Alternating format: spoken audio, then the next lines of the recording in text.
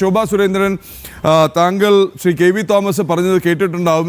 സംസ്ഥാനത്തിന് അർഹതപ്പെട്ടതാണ് ഈ സംഗതി, തരാതിരിക്കാൻ കഴിയില്ല, നിഷേധിക്കാൻ കഴിയില്ല എന്നുള്ളത്. ഒപ്പം തന്നെ അദ്ദേഹം പറയുന്നതിൽ രാഷ്ട്രീയം കാണേണ്ട കാര്യമില്ല, സംസ്ഥാനം ചെയ്യേണ്ട കാര്യങ്ങൾ സംസ്ഥാനം ചെയ്യണം എന്നുമാണ് അദ്ദേഹം പറയുന്നത്. ശ്രീമതി ശോഭാ സുരേന്ദ്രൻ, നമുക്ക് വളരെ കുറച്ച് സമയം മാത്രമേ ബാക്കിയുള്ളൂ.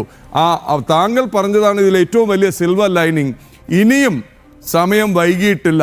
മാനദണ്ഡങ്ങൾ പാലിച്ച് സംസ്ഥാന താല്പര്യം മുൻനിർത്തി ഇവിടെ വേണം അവിടെ വേണം എന്നുള്ള മറ്റ് താല്പര്യങ്ങൾ മാറ്റി നിർത്തി ഈ നിർദ്ദേശവുമായി സംസ്ഥാന സർക്കാരിന് മുന്നോട്ട് പോകാൻ ഇനിയും സമയമുണ്ട്, അവസരമുണ്ട്. അതല്ലേ അങ്ങ് പറയുന്നത്?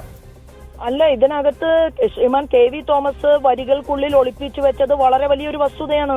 കാരണം കേരളം ഹൈക്കോടതി പലതും പറഞ്ഞിട്ടുണ്ട് എന്ന് പറയുകയല്ല വേണ്ടത്. കേരളം പുനഃപരിശോധിക്കുമെന്നൊരു വാക്ക് അദ്ദേഹം പറഞ്ഞു. അതിന്റെ അർത്ഥം എന്താണ്?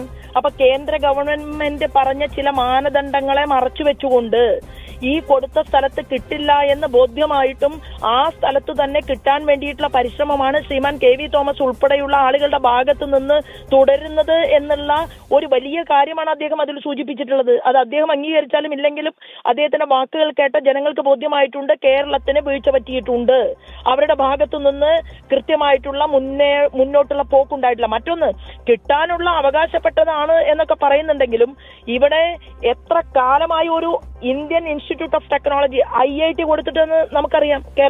കേരളത്തിന് ആ കൊടുത്ത IITക്ക് പോലും സ്വന്തമായിട്ട് ഭൂമി ഗവൺമെന്റ് ഏറ്റെടുത്ത് കൊടുക്കാൻ സാധിക്കാതെ നമ്മുടെ കുട്ടികളുടെ പഠന നിലവാരത്തെ ഉയർത്താൻ ഇത്ര വലിയൊരു ഇൻസ്റ്റിറ്റ്യൂട്ട് കിട്ടിയിട്ട് അതിനെ ഉപയോഗിക്കാൻ പറ്റാത്തവരാണ് ഇവർ.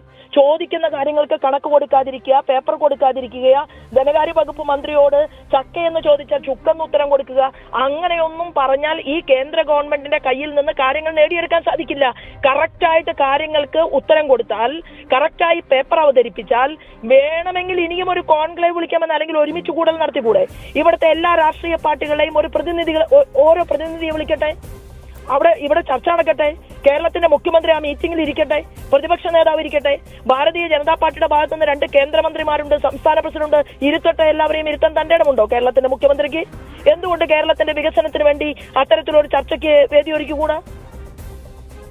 റൈറ്റ്, വളരെ വ്യക്തമാണ് ശ്രീമതി ശോഭാ സുരേന്ദ്രൻ. അങ്ങ് പറഞ്ഞ വാക്കുകൾ സംസ്ഥാന സർക്കാർ ശ്രദ്ധിക്കുന്നുണ്ടോ? കേരള ഹൈക്കോടതി പറഞ്ഞ വാക്കുകൾ സംസ്ഥാന സർക്കാർ കേട്ടിട്ടുണ്ടോ? ഈവൻ കെ വി തോമസ് പോലും പറഞ്ഞ വാക്കുകൾ സംസ്ഥാന സർക്കാരിന്റെ ചെവിയിൽ പതിഞ്ഞിട്ടുണ്ടോ? ആരോഗ്യമന്ത്രി കേട്ടോ? ആരോഗ്യമന്ത്രിക്ക് ഇതിൽ എത്രമാത്രം സേയുണ്ട്?